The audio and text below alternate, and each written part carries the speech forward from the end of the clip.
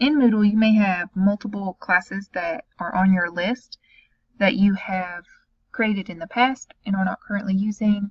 Perhaps another teacher shared a course with you that you could look at and pull information from. And so when you go to your courses, you have a lengthy list to have to search through to get to your current courses.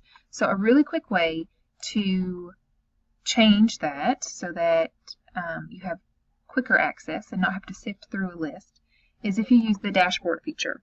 So under dashboard, I can customize this page, tell it the number of courses I want it to display. Maybe I'm only teaching or have 2 current Moodle courses. And then I'm going to show all courses for the time being. And then I can move these around. So I'm going to put my, if I only want 4 to display, I'm going to put those 4 up top. Then I'll stop customizing. It's only showing those 4. So when I first log into Moodle, just go to dashboard. Here are my 4 current classes to easily get to.